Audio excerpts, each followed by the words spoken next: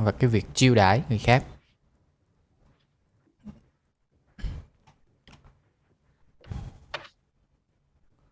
Rồi, we have some things about the lesson here. Vocabulary, we will learn about eating out. Ăn ở ngoài là eat out, ăn ở nhà là eat in và eat out. Người ta hỏi là do you often eat in or eat out? Thì mình trả lời là I often eat out or I often eat in, hoặc là sometimes I eat in and sometimes I eat out. Ví dụ người ta hỏi em là em thường ăn ở nhà hay là ăn ở ngoài, người ta sẽ hỏi là do you often eat in or do you often eat out? Thì em sẽ trả lời là sometimes I eat in and sometimes I eat out. Em trả lời lại ha. Sometimes I eat in and sometimes I eat out. Sometimes I eat in and sometimes I eat out. Okay. Rồi, for reading we have fast food in India. Thức ăn nhanh ở Ấn Độ. Và language focus là some và any, và countable và uncountable. Danh từ đếm được không đếm được. Và dùng từ some và từ any. Listening chúng ta sẽ nói về entertaining clients, chiêu đãi khách hàng. Making decisions for the skill and case study which restaurants. Rồi, setting up a what kind of food do you like or you don't like? Make adjectives from these countries. Rồi, what kind of food do you like? You like rice or noodles? Between noodles and rice, which do you like? Which do you prefer? Rice and noodles, which do you prefer? I prefer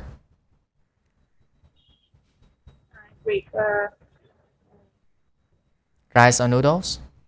Cơm hay là mì? Rice. You prefer rice. I also prefer rice to noodles. I don't like noodles. I just eat noodles when I feel like I cannot eat rice anymore. It means that I don't want to eat rice, so I will eat noodles. I will eat noodles when maybe I don't want to go out to eat, so I just cook a pack of noodles. Cái gói mì chúng ta sẽ nói là a pack of noodles. Pack.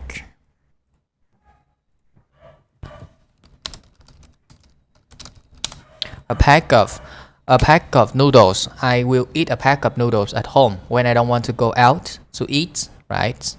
Right, we will make adjectives from these countries. We have countries already. We read the countries first and then you will read the adjectives of that country for me. China, you read with me. China. Japan. Thailand. India. Turkey. Greece. Italy. France.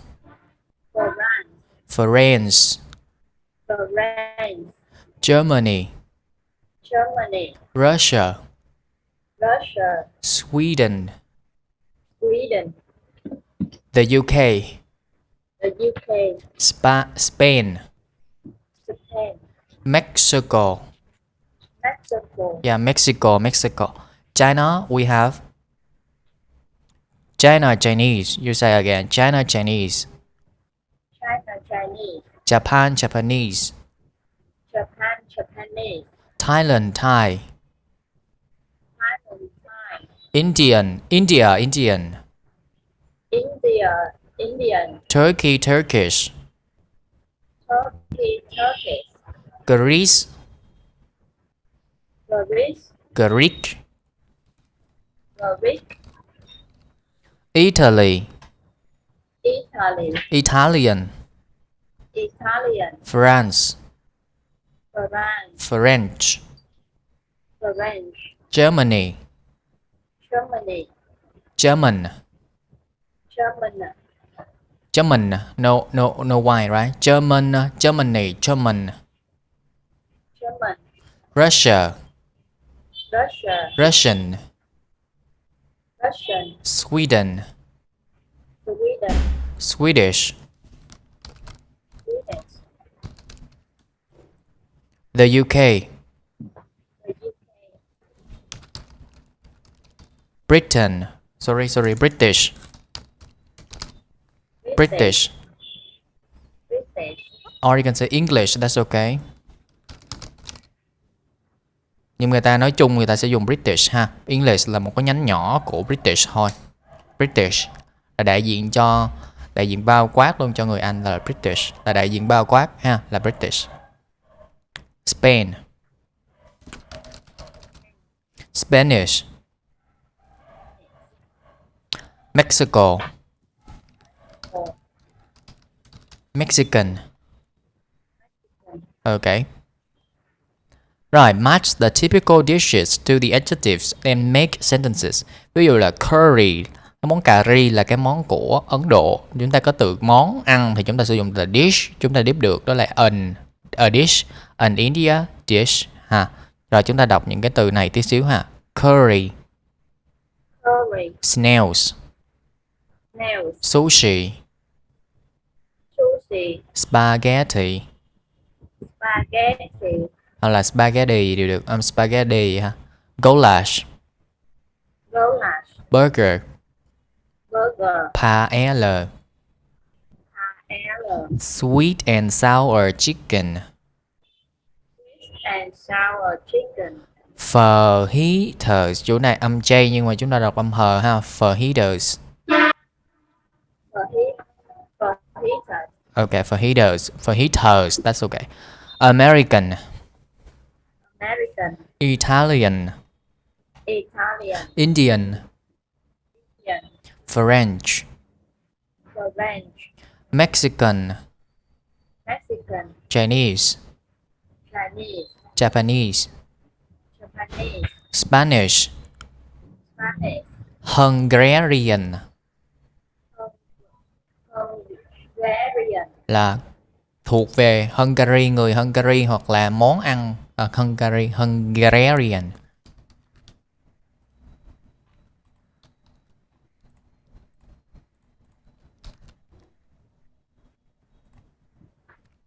Rồi, say again. Curry. Curry. Indian. Indian. Right, you say the sentence. Curry is an Indian dish. Curry is an Indian dish. Snails Snails. là cái món ốc ha. Sushi, Sushi. Japanese. Japanese. Right. Sushi is a Japanese dish. Sushi is a Japanese dish. Spaghetti, Spaghetti. Italian.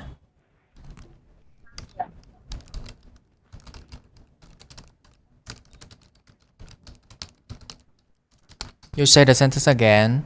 Spaghetti is an Italian dish. Spaghetti is an Italian dish. Goulash Goulash. là cái món la ru, cái kiểu la ru á, cái kiểu này nè. Goulash.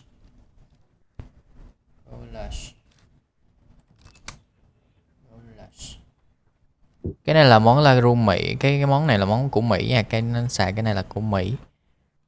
Hungary là món này nè.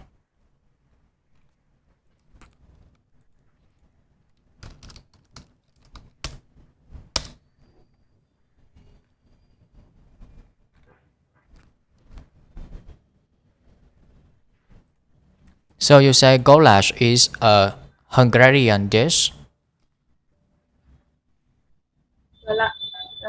Goulash is an Hungarian dish. Okay. Burger. Burger. Rồi trên trang web thì người ta có thể nói là it's also German, but it's mostly American, as people know. Most people know it is from America.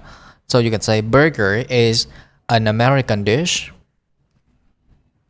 Burger is an American dish. Okay, burger or hamburger, that's okay. You can say hamburger or you can say burger. Paella. paella. Paella.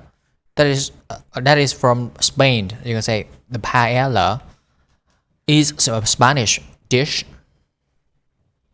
Paella is a Spanish dish. Ok. Cái món này mình không biết tên nó là gì, nó là nó có hải sản ở trên đó. The seafood there. Sweet and sour chicken is a Chinese dish. Gà chua ngọt. Sweet and sour chicken is a Chinese dish. And sour chicken is a Chinese dish. Okay. Fajitas is a Mexican dish. Fajita is a Mexican dish.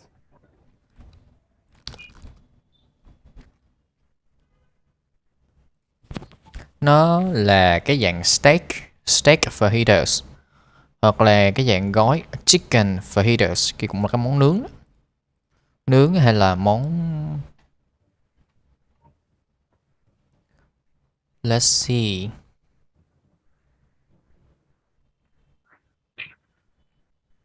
Nó món nướng á. Rồi. In your country, do business people usually have business breakfast? Do you know about this? Business breakfast, it means that they often eat in a restaurant for business people. Do business usually have business breakfast? Do you think so? Yes or no? You understand the question, right? Can you answer? Do business people usually have business breakfast? It means that the quality of the breakfast is very high and that is so expensive. And it happens in some really expensive place, like a 4-star restaurants or hotel, something like that. So, do business people usually have business breakfasts? You know?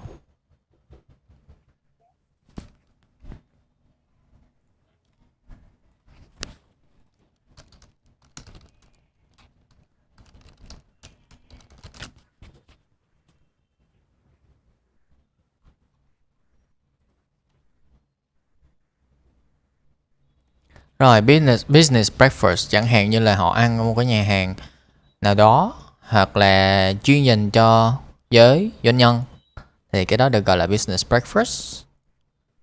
Something like that. Maybe they eat at their communist canteen. Ăn ở cái canteen của cái canteen luôn.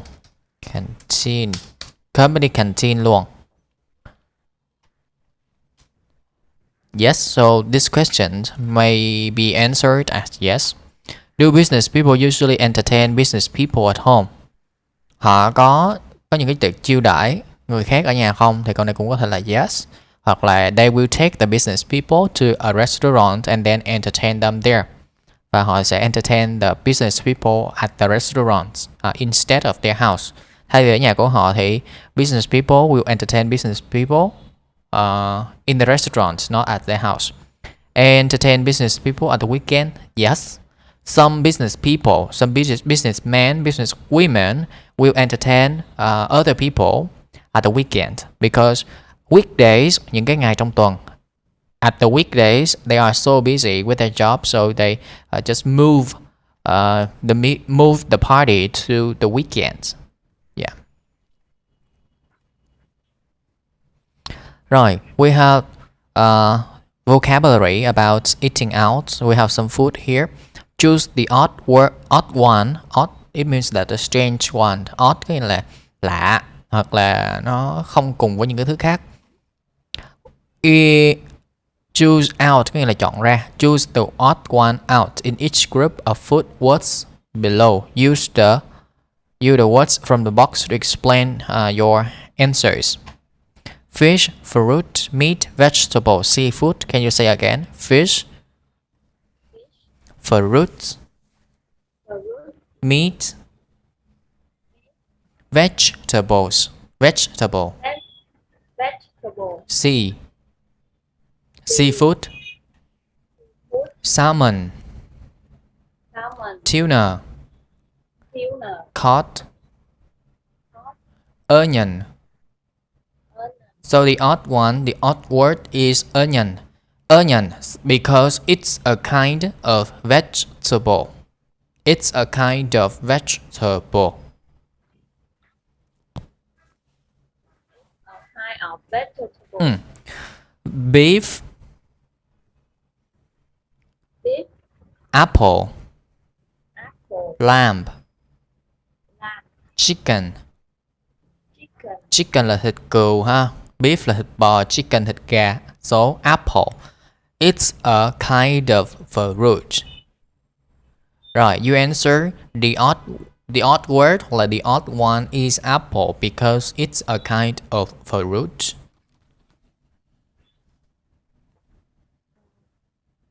apple is a kind of fruit.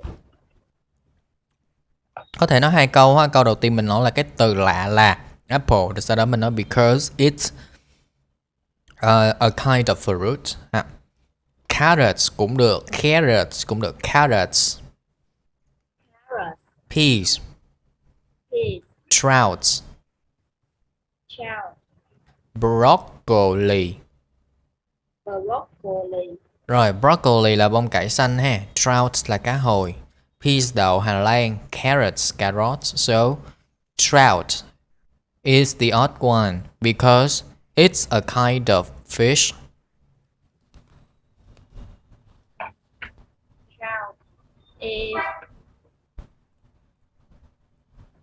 The odd one. the odd one. It's a kind of fish. It's a kind of fish. Veal. Veal, Grape, grape, sau đó ngậm môi, grapes. grapes, Cherries. cherries, P âm chờ rồi sau đó xì cái nữa là chúng ta thêm âm y, ví dụ chúng ta đọc là peaches. peaches, Đào. Cherries là anh đào, grapes nho, veal thịt bê. Rồi so veal is the odd one because it is a kind of meat. veal is the odd one. It's a kind Meat. of meat. Okay, it's a kind of meat. Cabbage. Cabbage, Prawns. prawn, Cái từ con tôm nó có hai từ ha, một là từ prawns này, hai là từ shrimp. Nó khác nhau về ngoại hình, con tôm nó cái bề ngoài nó khác nhau tí xíu. Shrimp cũng là tôm ha. Cauliflower cauliflower, là bông súp lơ trắng. Aubergine aubergine, là cái quả cà tím. Rồi. So which is the odd one? Prawns is the odd one because it is a kind of seafood. Yes. prawn is the odd one. It's a kind of seafood. Okay, you read with me. Salmon, tuna, cod, onion. Salmon is You just read with me. Salmon, tuna, cod, onion. salmon, tuna, cod, onion, Beef, apple, lamb, chicken. beef, apple, lamb, chicken, Carrots, peas, trout, broccoli. carrots, peas, trout, broccoli, Veal, grapes, cherries, peaches. veal, grapes, cherries, peaches, Cabbage, prawns, cauliflower, aubergine. cabbage, prawns, cauliflower, aubergine, Khi mình thấy AU mình sẽ đọc âm O. Aubergine. aubergine, Prawns. prawn, Nếu có S, prawns. Yes, prawns. Tôm. Right, you read with me with this one. This is a pronunciation IPA. You just see How you see is how you read. Cách mình nhìn là cách mình đọc ha. Soup. Soup. Steak. Steak. Pate. Steak. Pate. Pate. Salad. Salad. Ice cream. Ice cream. Grilled. Grilled. Fish. Fish. Fruits. Fruit. Chocolate. Chocolate. Mousse. Spring. Spring. Rolls. Rolls. Tiramisu. Miso. Cheese. Cheese. Cake. Cake. Pork. Pork. Roast. Roast. Duck. Duck. Mutton. Mutton. Prawn. Prawn. Cocktail. Cocktail. Tail. Tail. Cocktail. Cocktail. Beef. Beef. Beef stew. Stew cũng được, stew cũng được. Beef stew. Apple. Apple. Pie. Pie. Apple pie. Apple pie. Stuffed. Stuffed. Mushrooms. Mushroom. You read again. See the words here. Steak. Steak. Pate. Pate. Cái món pate đó. Pate. Salad. Salad. Ice cream. Ice cream. Icy cream. Ice cream. Grilled fish. Grilled fish. Fruit. Fruit. Chocolate. Chocolate. Mousse. Mince. Mousse gì cũng được. Mousse. Spring rolls. Spring rolls. Tiramisu. Tiramisu. Cheesecake. Cheesecake. Pork. Pork. Roast duck. Roast duck. Mutton. Mutton. Prawn. Prawn. Cocktail. Cocktail.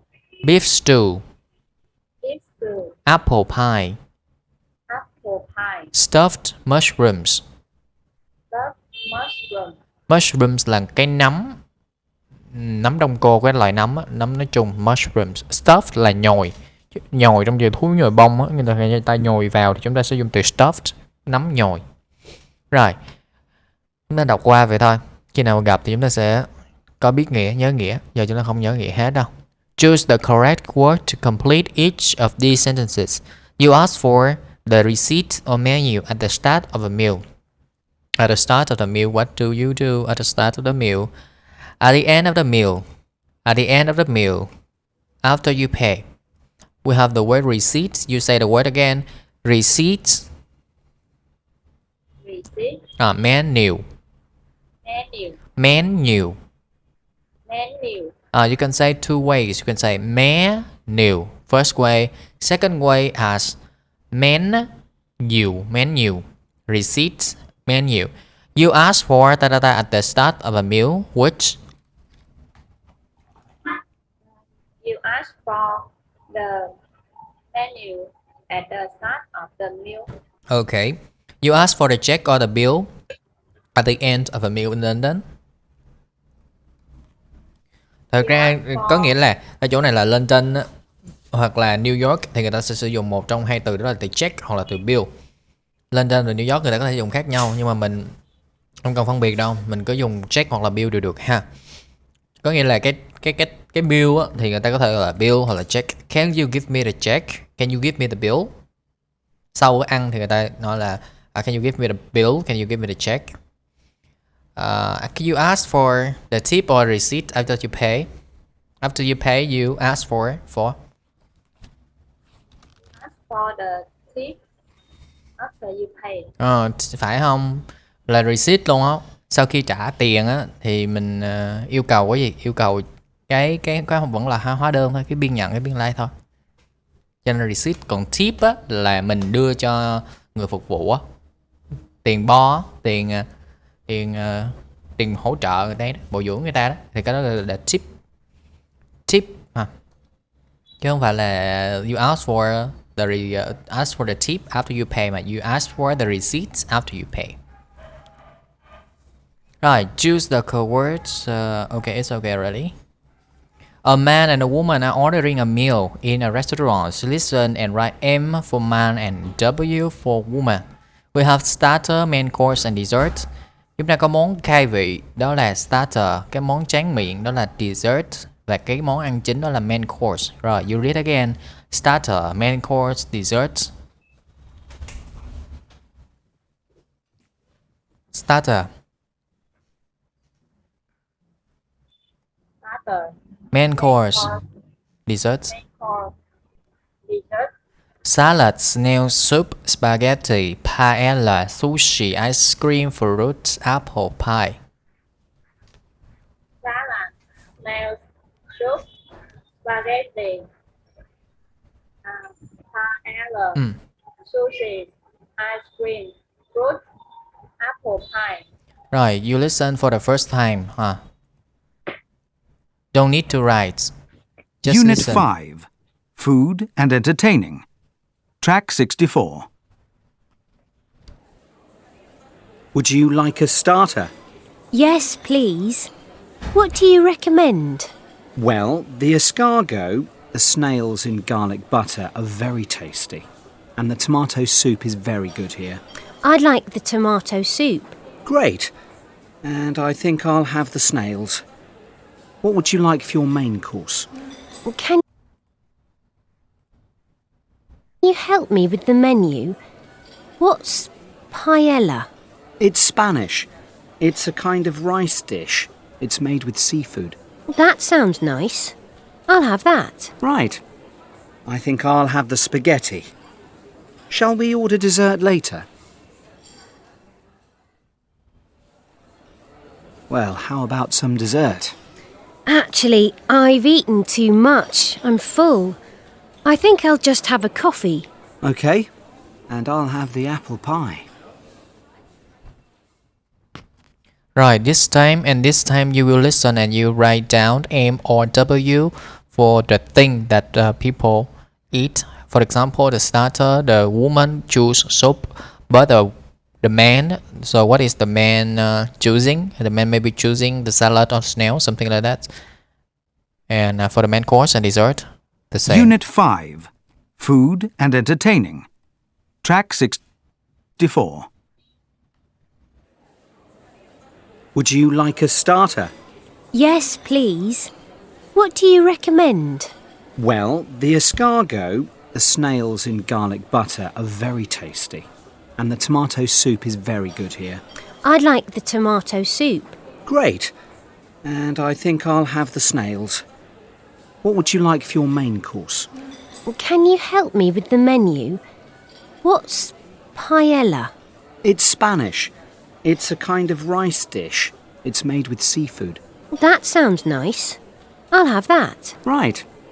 I think I'll have the spaghetti. Shall we order dessert later? Well, how about some dessert? Actually, I've eaten too much. I'm full. I think I'll just have a coffee. Okay. And I'll have the apple pie. Right, we will give the answer to each Unit other. 5. Food and Entertaining. Track 64. Would you like a starter? Yes, please. What do you recommend? Well, the escargot, the snails in garlic butter are very tasty. And the tomato soup is very good here. I'd like the tomato soup. I like the tomato soup. The woman, right? Unit 5. The escargot, the snail, and the tomato soup is very good here. I'd like the tomato soup. Great. And I think I'll have the snails. The man will have the What would snails. you like for your main course? Can you help me with the menu? What's paella? It's Spanish. It's a kind of rice dish. It's made with seafood. That sounds nice. I'll have that. I'll have that. Vậy thì the woman have the paella, right? The woman Right. have paella. I think I'll have the spaghetti. I think I will thì người ta đọc là I'll have spaghetti. The man will have the spaghetti, right? That. Right. I think I'll have the spaghetti. Shall we order dessert later? Well, how about some dessert? Actually, I've eaten too much. I'm full. I have eaten thì người ta đọc I have eaten. I have I have eaten. I have nó nói qua chữ eaten thì giống là I have eaten. I have eaten. I have eaten a lot. So much gì đó. Actually, I've eaten too much. I have eaten too much. Eaten người ta đọc là eaten. Eaten. Em đọc lại cho đó thử xem. I have eaten too much. Eaten too much. I'm full. Full. Ngon I rồi. think I'll just have a coffee. Just have a Okay. coffee. And I'll have the apple pie. Apple pie. The man will have the apple pie. Rồi cái bánh táo.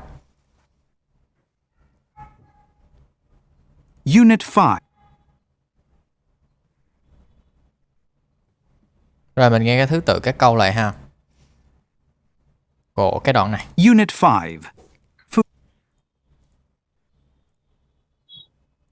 Food and entertaining. Track 65. Would you like a starter? I'd Yeah, like the let's- soup, please. Please. What do you recommend for the main course? You should try the roast duck. It's delicious. Would you like a dessert? No thanks, I'm full. Right, I'll get the bill. Thanks very much. That was a lovely meal. I really enjoyed it. Listen again. Unit 5. Food and entertaining. Track 65. Would you like a starter? I'd like the soup, please. What do you recommend for the main course? You should try the roast duck. It's delicious. Would you like a dessert? No thanks, I'm full. Right, I'll get the bill. Thanks very much. That was a lovely meal. I really enjoyed it. Rồi người ta thường cái dùng cái cụm đó là lovely. Lovely cái gì đó đáng yêu, cái gì đó mà mình cảm thấy thích thì mình nói là lovely cái gì đó. Rồi, get the bill là trả tiền, cái bill cho, thanh toán cái bill cho. I will get the bill. The bill is on me, hoặc là mình có thể nói là the bill is on me. Is on me có nghĩa là tôi sẽ trả cái bill đó. Chúng ta có cái món roast duck. Roast duck là cái món vịt quay ha. The roast duck. Rồi, you read again. Roast duck. Roast duck. Get a bill. Get the bill. Recommend for the main course Recommend for the main course. là đề nghị hay là gợi ý cho cái món chính. Ví dụ mình không biết ăn gì thì người ta có cái việc mình nhờ người ta đề nghị. Can you recommend for the main course for me?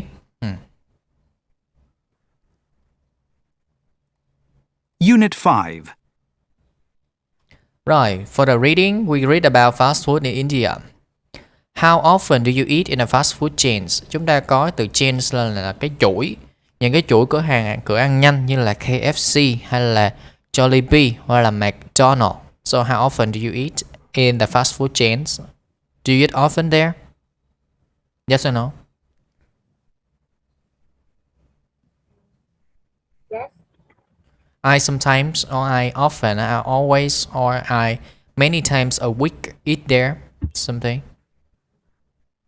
Many times a week. Mm. Twice a week. You eat in the fast food chains, right? Yeah. How popular are they in your country? So you can say that they are really popular in my country. Many people go to the fast food chains to eat for their breakfast, or sometimes for lunch, or sometimes for dinner. Maybe they are parents. They take their children to go to the fast food chains to let their children have a good meal there. Maybe it's like the parents take their children to hang out, right? After they study for a whole day already. Right, who is the typical customer? Ai là cái khách hàng cái khách hàng điển hình là ai? Rồi anh mới vừa trả lời mẫu đó, mình nói là những cửa hàng này rất là phổ biến ở đất nước của mình ha. Thường là người ta đến đây để người ta ăn sáng, ăn trưa hoặc là ăn tối. Thì thường có thể là thanh thiếu niên hoặc là bất kỳ cái độ tuổi nào, hoặc là ba mẹ dẫn con cái đi ăn sau một ngày làm việc hoặc là một ngày học tập. Rồi có thể nói lại ha.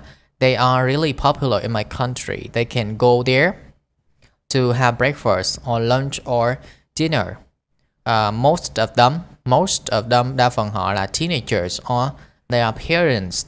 They take their children to go to this place to have a meal after a hard day of work or a hard day of study.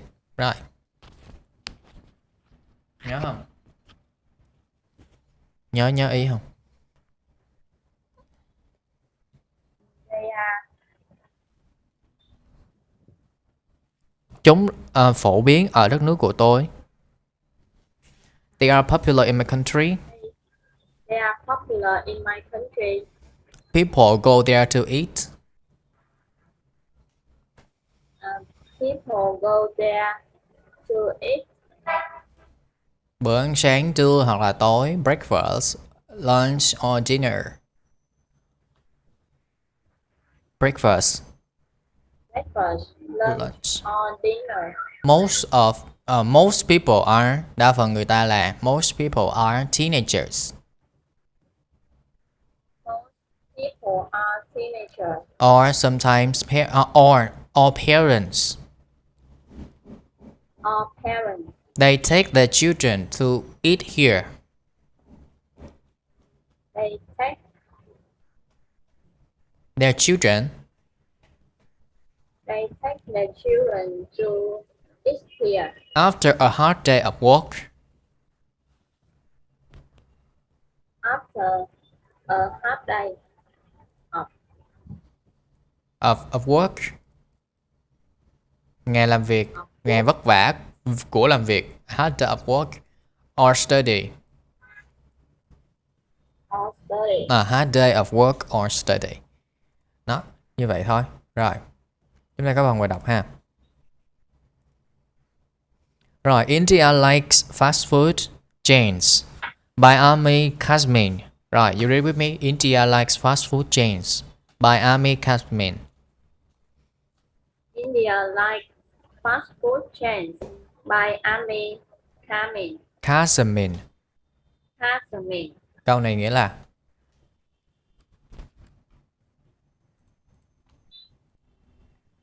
Ấn Độ thích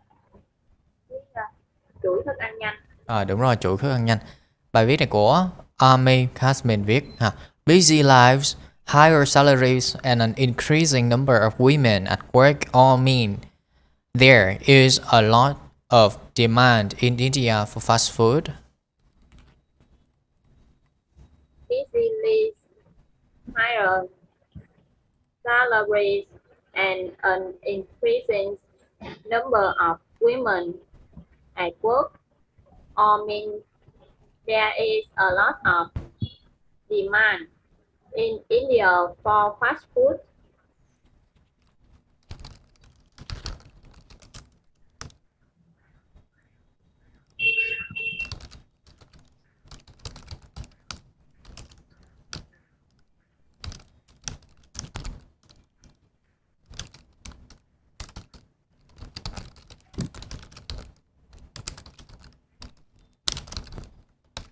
Rồi mình xác định verbs, prepositions, giới từ in, at đó, và conjunctions như là and, but, or, something like that for this phrase, for this passage. Ok. Rồi verbs đầu tiên chúng ta có cái từ and nè, rồi of nè, at nè, mean nè, is nè, in, of nè, for nè. Đó thì những cái cụm còn lại chúng ta sẽ dịch ngược ha. Busy lives, những cuộc sống vội vã, lương càng cao hơn và cái một con số tăng của những người phụ nữ làm việc, có nghĩa là số lượng người phụ nữ làm việc ngày càng tăng. Tất cả những cái điều đó có nghĩa là all mean, có nghĩa là tất cả điều đó có nghĩa là có một cái nhu cầu càng nhiều nhu cầu càng nhiều ở Ấn Độ cho cái thức ăn nhanh. Rồi, India McDonald's has a lot of fans because its low prices and vegetarian dishes.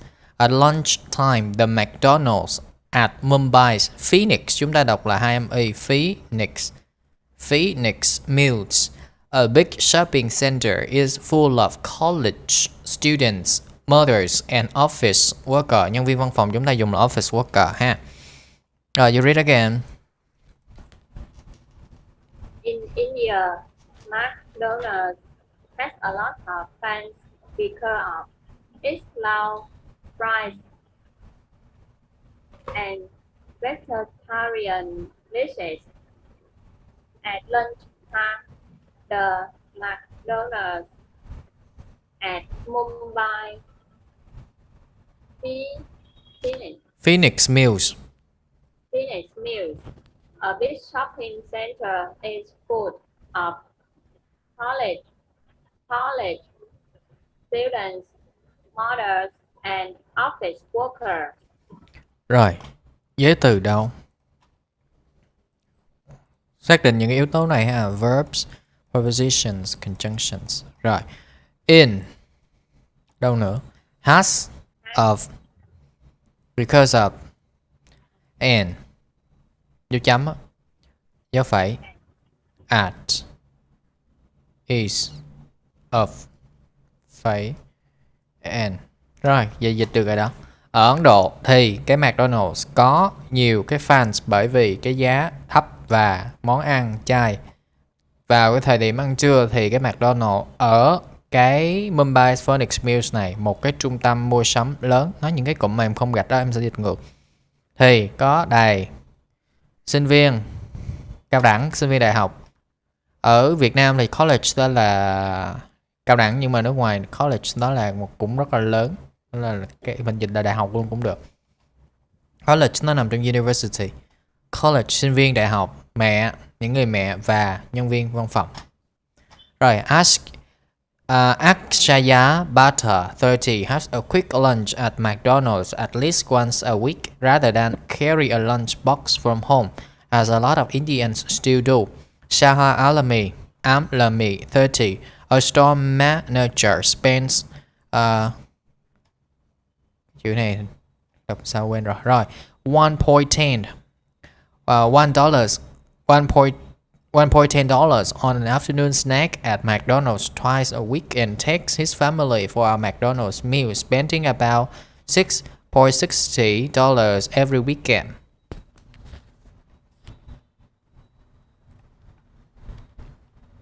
Sayer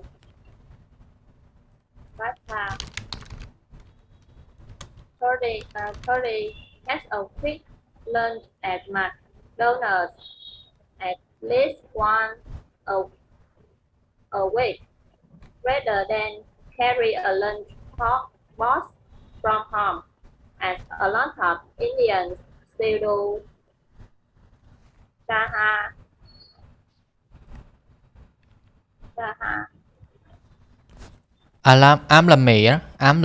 Amlani,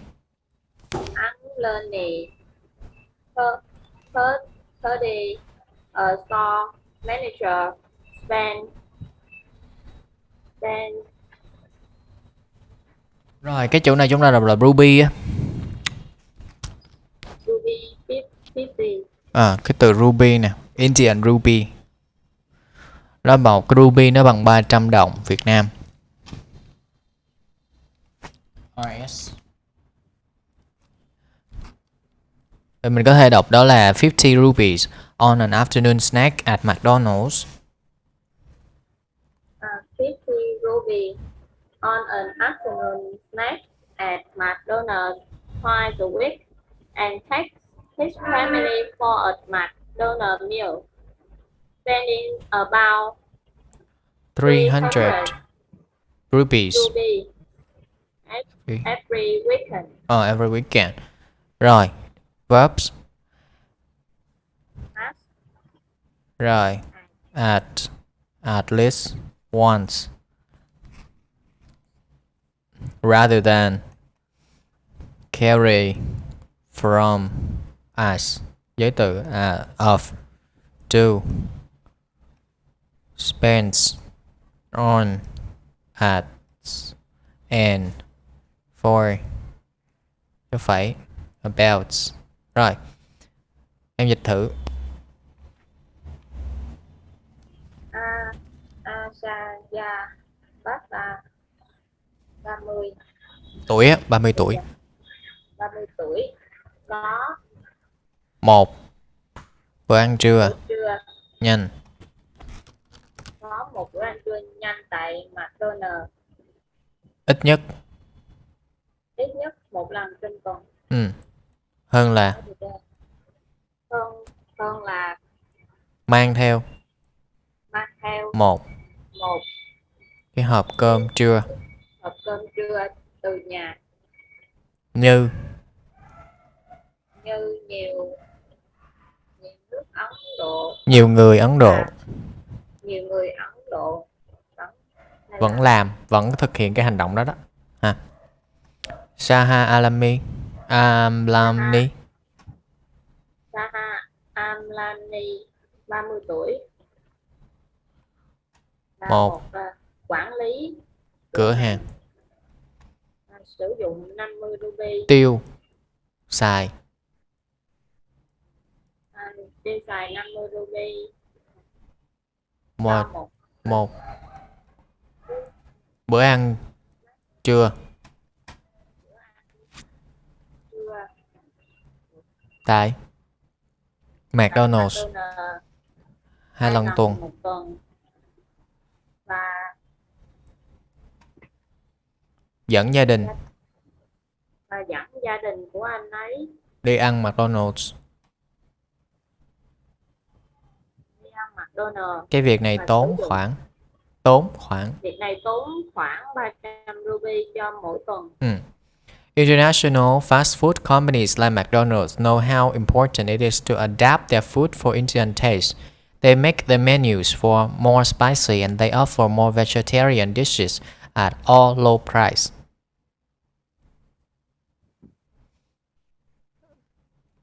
You read again. International fast food companies like McDonald's know how important it is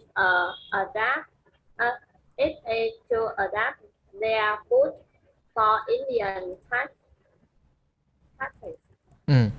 They make the menus more busy and they offer more Vegetarian dishes all at a low price. Low, thấp là low. Low price. All at a low price. Ok. Rồi. Like. No.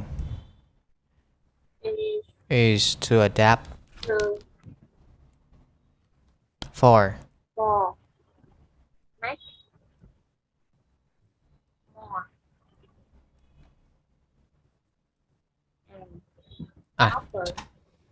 Rồi, giờ này chúng ta đọc là taste nha, không đọc là tastes mà là taste thôi, tại vì nó đây là MS.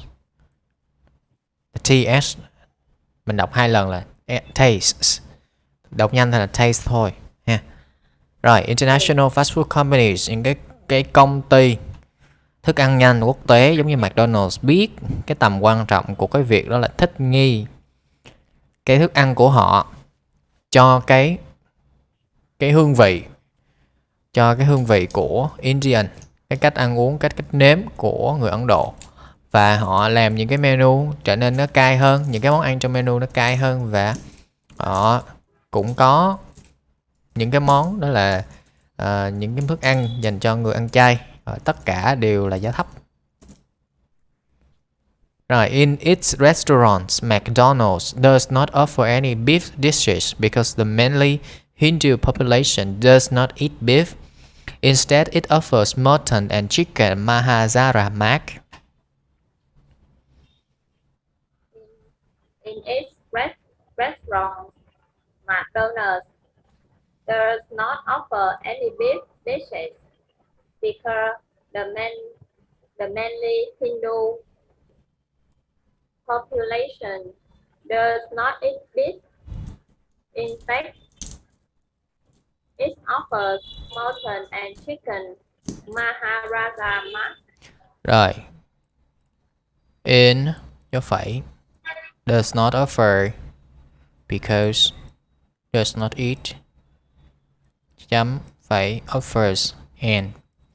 Rồi, ở những cái nhà hàng của nó đây là McDonald's đó, nó không có cung cấp, không có bán những cái món ăn liên quan tới thịt bò, bởi vì phần lớn cái dân số người Hindu theo đạo Hindu thì không có ăn thịt bò, vì vậy thay vào đó thì họ offers cái mutton là cái loại thịt gì đó về loại thịt gà mang tên là Maharaja Mark, nói như là nhập gia tùy tục đó. Rồi, Kentucky Fried Chicken AFC adapt its chicken dishes for local taste with the use of Indian spices and cooking techniques. The Pizza Hut menu has a mix of Indian and international dishes. Arnab Jain, Director of Marketing for Pizza Hut India says, we adapt 20% of our menu for Indian taste.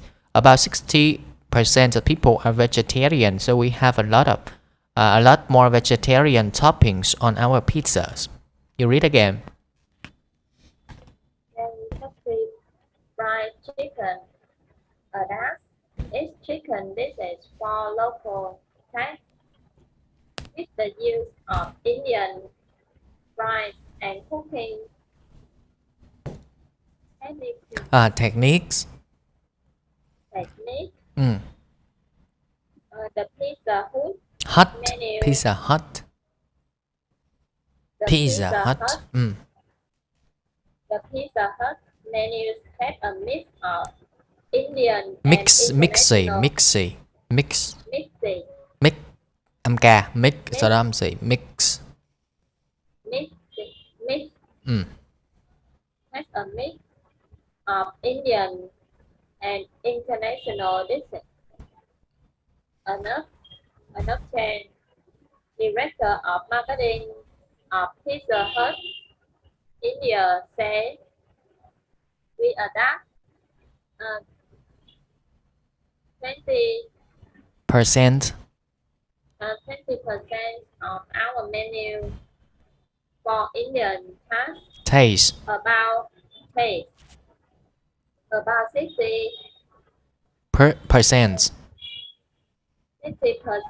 of people are Vegetarian.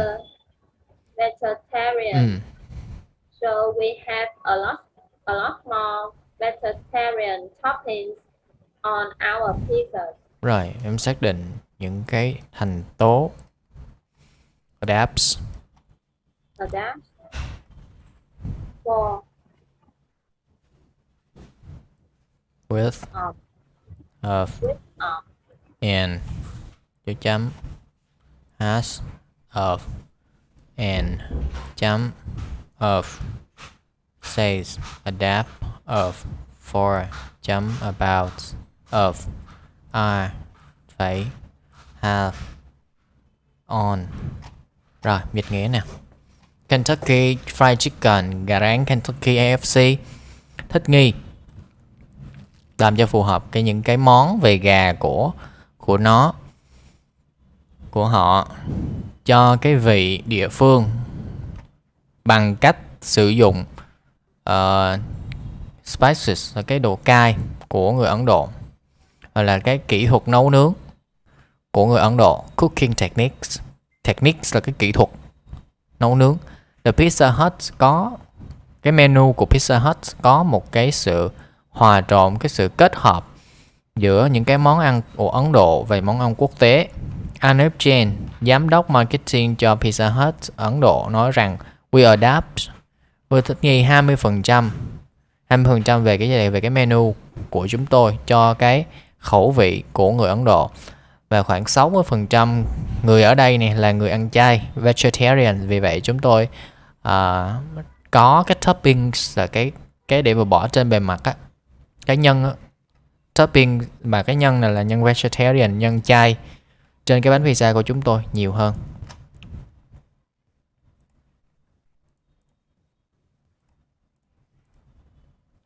Rồi.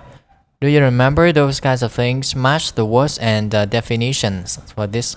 Salaries, demand, adapt, taste, spicy. Alright, you can say again. Salaries, demand, adapt, taste, spicy. Salaries, demand, adapt, taste, spicy. Spicy. Spicy. With a strong and hot flavor. The kind of things that someone likes. The money people earn for their jobs, the need people have for a service. Change something. With a strong and hot flavor. The kind of things that someone likes. The money people earn for their job. The need people have for a service. Change something. Rồi chúng ta có cái từ flavor là cái hương vị, cái mùi vị. Chúng ta dùng là flavor ha. Phần lại đọc là flavor. Flavor. Nó bằng nghĩa với từ nào đây? With a strong and hot flavor. Strong and hot. Spicy là cay á. Spicy là cay ha. Spicy là cay. The kind of things that someone likes. Những cái loại thứ mà người ta thích. Được gọi là khẩu vị. Những cái thứ mà người ta thích đó. Những cái thứ mà người ta thích là cái đó là cái taste. That is my taste. Có nghĩa là đó là cái vị mà tôi thích, đó là cái điều mà tôi thích. Taste, khẩu vị. Đó là khẩu vị của tôi. Kind of things that people like. The money people earn for their jobs, what is that? Tiền mà người ta kiếm từ công việc của người ta được gọi là salaries. Rồi, the need people have for a service. Cái nhu cầu cần thiết mà người ta có cho một dịch vụ gì đó, gọi là nhu cầu, demand. Change something có nghĩa là thay đổi gì đó, nghĩa là thay đổi, thích nghi thứ đó. Adapt is change something. Rồi em đọc ha. Salary is the money people earn for their jobs. Demand is the need people have for a service. Adapt is change something. Taste is the kind of things that someone likes. Spicy means with a strong and hot flavor.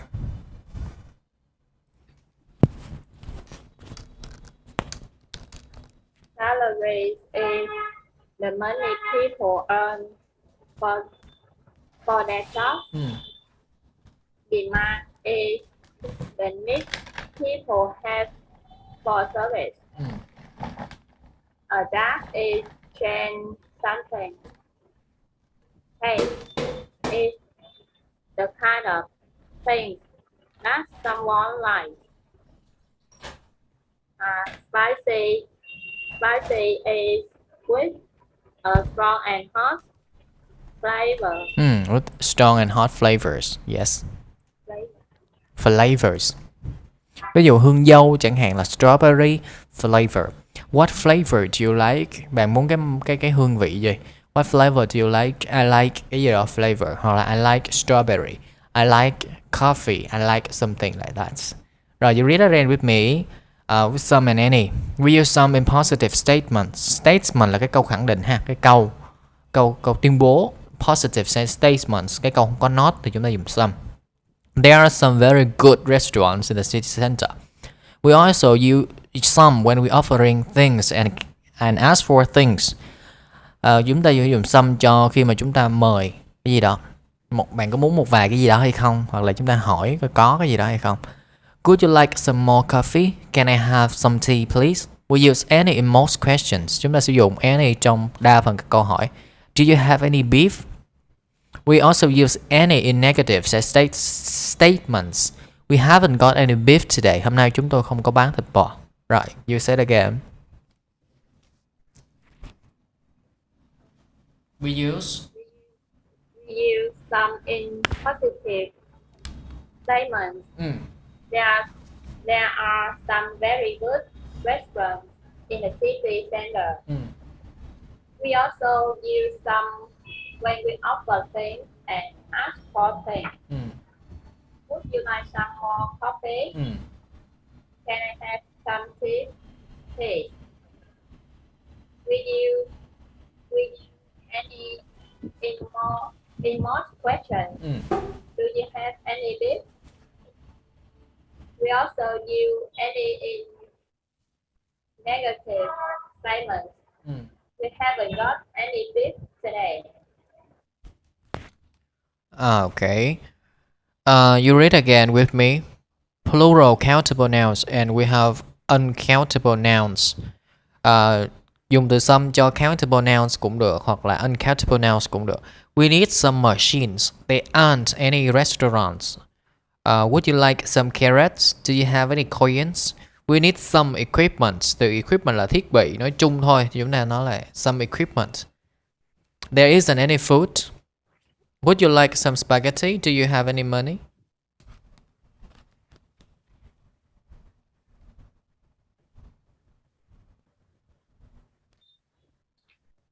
We need some machines. We need some machine. We need some equipment. There aren't any restaurants. There isn't any food. Would you like some carrots? Do you have any coins? Would you like some spaghetti? Do you have any money? Do you have some any money? We use some to make an offer when we think the answer will be yes. Chúng ta sử dụng từ some để mà make an offer là cho một cái lời đề nghị mà chúng ta nghĩ rằng cái câu trả lời nó sẽ là yes. Would you like some tea? Yes, I would. Can I offer some coffee? Yes, please. We use any to make an offer when we don't know the answer. Chúng ta sử dụng any, chúng ta làm một cái đề nghị, có một cái đề nghị mà khi mà chúng ta không biết là cái câu trả lời như thế nào. Do you want any coffee? Bạn có muốn một chút cà phê nào không? No, thank you. Cái này nó cũng hay ha. Rồi, you said again. We use some to make an offer when we think the answer will be yes. Would you like some tea? Yes, I would. Can I offer you some coffee? Yes, please. We use any to make an offer when we don't know the answer. Do you want any coffee? No, thank you. Tick the correct sentences. Correct the mistake in the other sentences. Which sentence is correct? Could I have any more coffee, please? Right or wrong? Could I have more coffee, please? Could I have any more coffee, please? Đúng không? Yes. Câu này mình nên là mình dùng some ha. Could I have some more coffee? Theo kinh nghiệm anh là dùng more ha. Could I have some more? Could I have some more coffee, please? Mình dùng some khi mà mình nghĩ câu trả lời nó sẽ là yes á. Could I have some more coffee, please? Nó sẽ nghe lọt tai hơn. Ví dụ như là anh ta không cần cái gì nữa, mình là he doesn't need any more cái gì đó ha. He doesn't need any more coffee. Anh ta không cần cà phê nữa đâu. He doesn't need any more coffee thì ok. Còn cái này là tôi có thể thêm một chút ít cà phê không? Could I have some more coffee, please? Are there any restaurants near here? Câu này đúng ha. Để em đọc lại ha. Are there any restaurants near here? Are there any restaurants near here? Right, there isn't some wine left. There isn't someone left. Cho nên dùng any ha. There isn't any wine left. There isn't anyone left. I like some cheese, please. I like some cheese, please. Do you have any soft drinks? Câu này any đúng. Câu này some vẫn đúng. Bạn có bất kỳ cái thức uống nào hay không? Hoặc là có một vài thức uống nào hay không? Câu này đều được ha. Do you have any soft drinks? Do you have some soft drinks? Do you have any soft drinks? Do you have some soft drinks? Okay. Choose the correct words to complete this dialogue. There are some or any good restaurants. Em đọc qua một lần nữa ha. Some or, cái dấu gà xẹt này mình có thể đọc là chữ or rồi sau đó mình chọn sao mà sau khi mình đọc xong. Rồi em đọc qua đoạn này một lần đi. There are some or any good restaurants in the center. Yes, but there isn't some or any parking. We could go to the Steakhouse. That's a steakhouse near the airport. Do you serve some or any vegetarian dishes? I don't think so. How about the marina? Vegetarian hả? How about a marina? They do some or many great fish dishes, and they have some or any vegetarian starters too. Good idea. I'll see if they got a table of 9 o'clock. For 9 o'clock. Right, you read again. There are some good restaurants in the center. There are some good restaurants in the center. But there isn't any parking. We could go to the Texas Steakhouse near the airport. We could go to the Texas Steakhouse near the airport. Do they serve some vegetarian dishes? Vẫn được ha, hoặc là any vẫn được ha. Trường hợp này có thể dùng any. Do they serve any vegetarian dishes? Do you serve any vegetarian dishes? I don't think so. I don't think so. Tôi không nghĩ như vậy, đúng không? Không nghĩ như vậy thì câu này chắc là some. Tôi không nghĩ như vậy là mình nghĩ là người ta trả lời sẽ trả lời là yes thì mình sẽ dùng some. Nhưng mà ở đây người ta là nói là tôi không biết, có nghĩa là người này không chắc nhưng mà cái người hỏi lại là chắc. Chắc cái việc nó sẽ xảy ra như vậy thì mình có thể dùng some. Từ từ em sẽ cảm nhận được ha. Some do they serve some vegetarian dishes? I don't think so. How about the marina? Do they do some great dishes and they have some vegetarian? Some. Cái này khẳng định hết thì dùng some. They do some great dishes, great fish dishes, and they have some vegetarian starters too. They do some great fish dishes, and they have some vegetarian starters too. Cái món khai vị dành cho người ăn chay và những cái món về cá rất là ngon. Good idea. I'll see if they have got a table for 9 o'clock. Idea. I'll see if they have got a table for 9 o'clock. Cái ý tưởng rất là hay, cái ý kiến hay đó. Tôi sẽ xem là họ I will see if họ đã có đặt một cái bàn cho lúc 9 giờ chưa. Right. Rồi, entertaining clients for the listening part. He is Jeremy Keeley. We have met him one time or so many times before. Đã gặp ông Jeremy Keeley nhiều lần rồi ha. Rồi, Jeremy Keeley is a specialist in a change relationship leadership, là một chuyên gia về cái quản lý sự thay đổi, lãnh đạo về sự thay đổi. Listen to the first part of the interview with him. Nghe cái phần đầu tiên trong cái cuộc phỏng vấn với ông ta và he's talking about how he entertained business contacts. Contacts là những cái người mà business contacts là những cái người mà giống như là những người đối tác về kinh doanh đó. Contacts là chỉ người ha. And his favorite entertainment, và cái việc chiêu đãi ưa thích của ông ta. Complete these notes. Rồi, first of all, we will read those kinds of sentences first. I like to get to my contacts. Tôi muốn làm gì đó. I'll give them a chance. Cho họ một cơ hội. Cái gì đó me about themselves. I take them places. tôi dẫn họ tới những cái nơi nào đó, that we can như thế nào đó, làm gì đó.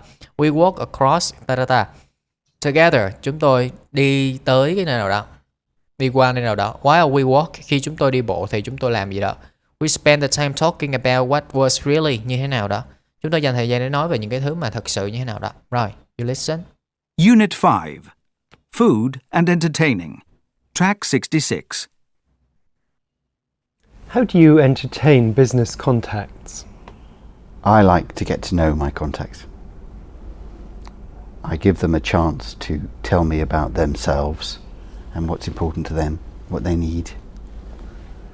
So I take them places that we can talk. Perhaps a coffee, lunch. If I know them well, I take them for dinner. Places that we can spend time with each other. What's your favourite entertainment? Recently, I met a client at their office and we walked across a park together. And while we walked, we talked. We had a cup of tea at the other side of the park and then walked back together. Spent the time talking about what was really important. I really enjoyed it and I think they did too. Unit 5. Take them places that we can talk. Unit 5. Food and Entertaining. Track 66.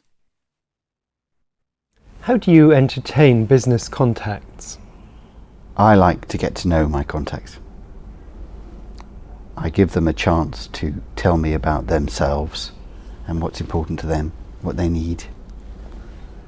So I take them places that we can talk. Perhaps a coffee, lunch. If I know them well, I take them for dinner. Places that we can spend time with each other. What's your favourite entertainment? Recently, I met a client at their office and we walked across a park together. And while we walked, we talked. We had a cup of tea at the other side of the park and then walked back together. Spent the time talking about what was really important. I really enjoyed it and I think they did too. Rồi, em dịch cái đoạn này ha. Ông hay là bạn, ông chiêu đãi hay là ông quan hệ với cái đối tác kinh doanh như thế nào? Tôi thích như thế nào? I like to get to know. Get to là cái việc get to know có nghĩa là làm quen á. Tôi thích cái việc làm quen với những cái đối tác kinh doanh của tôi, những cái mối liên hệ kinh doanh của tôi. Tôi cho họ một cái cơ hội hoặc là cho họ một cái dịp nào đó để mà nói với tôi về chính họ, về bản thân họ và đối với họ là cái điều gì quan trọng và họ cần cái gì. Vì vậy tôi dẫn họ đến những cái nơi mà chúng tôi có thể nói chuyện, chẳng hạn như là một cái quán cà phê hay là cuộc ăn trưa. Nếu mà tôi biết họ rõ, tôi quen họ lâu rồi thì I take them for dinner, tôi có thể ăn tối cùng họ. Hoặc là những cái nơi mà chúng tôi có thể dành thời gian với nhau. Rồi, what's your favorite entertainment? Cái việc entertainment mà ưa thích của ông là như thế nào? Recently I met a client at the office. Tôi gặp một khách hàng, gần đây tôi đã gặp một khách hàng ở văn phòng của họ. Và chúng tôi đã đi bộ qua cái công viên cùng nhau và chúng tôi nói chuyện. Trong khi chúng tôi nói chuyện, trong khi chúng tôi đi bộ thì chúng tôi nói chuyện, chúng tôi trò chuyện, chúng tôi uống trà ở phía bên kia của cái công viên và sau đó chúng tôi đi bộ trở lại cùng nhau, dành thời gian nói chuyện về những cái điều mà thật sự quan trọng. I really enjoy it, rất là thích nó và I think they did too, và tôi nghĩ rằng những cái đối tác của tôi cũng thích thú. Rồi em nghe lại cái đoạn này để mà điền những cái chữ này nha. Unit 5. Food and Entertaining. Track 66. How do you entertain business contacts?